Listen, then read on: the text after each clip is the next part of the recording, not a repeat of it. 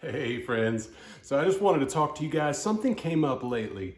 So I've got somebody who hired me to change out their can lights in their ceilings. They got like 30 plus. But I was hired to do that. And as I was unpacking the box, they come with separate wires. They come with, everything separate. So they come with their wires. They come with these clips. They come with different things that you have to piece together.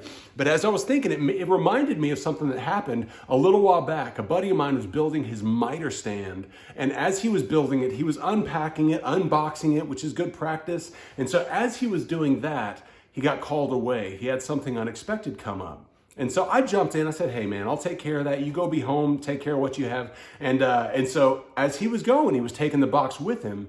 And then as I was looking over all the parts, I saw that there was pieces missing. There was a couple of casters, there was a couple of wheels that were missing from the box. And so I said, hey, man, do you know where these wheels are? I'm not finding them anywhere. And he goes, I left them in the box. They're on their way to the dumpster. Let me see if I can go grab them. Thankfully, he was able to grab them. It's not any big deal at all. And for the one thing, it's completely understandable. It's human nature to just have something slip your mind, especially when something unforeseen comes up.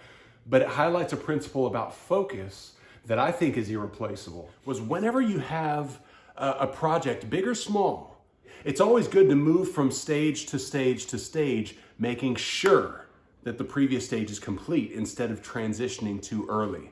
What happened with that situation was he was transitioning from unboxing and organizing his parts to then taking the trash out and moving me on to building the miter stand. So all that to say, he transitioned too early. The job wasn't done on step one. And so it was too early to move to step two. You see, without focus or with a cluttered heart and mind, then you lose time, you lose energy, and sometimes you even can lose materials in a project or with a team involved. So there's a leadership principle that applies in organizations as well as all the way down to self-leadership for sole proprietor. And so that is to always work from a written list.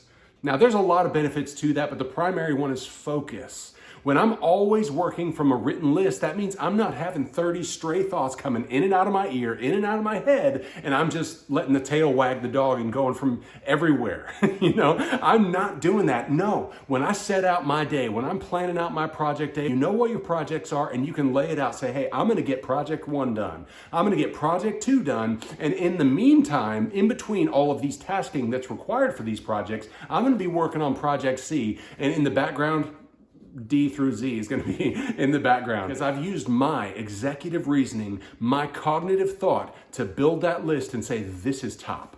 This is secondary. This is background, but it needs done. And so then if I have a stray thought that comes in that I didn't think of when I was making my list, well, what happens? I put that on the list and then I see where it shakes out in the mix. Because maybe, hey, the deadline's in a week. There's a lot to do, but deadline's in a week. But for today, these things are still top priority and that's a full day's work.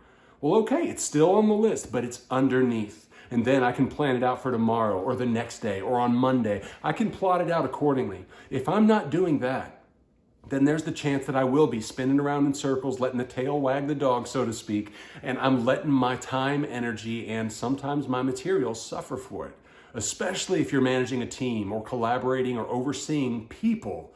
This is so wildly important because then you're managing their distractions too.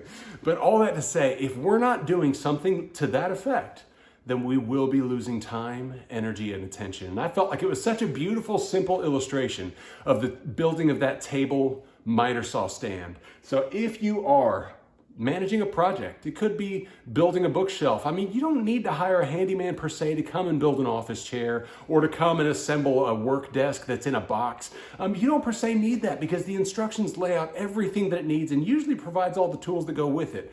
But all that to say, even if you are building your own office chair or desk or something like that, even if you are, what you can do is unbox it before you move on to trying to assemble it. You can make sure you have all the instructions and the parts. You don't have to waste time looking over every fine print word in there, but at the same time, unpack it.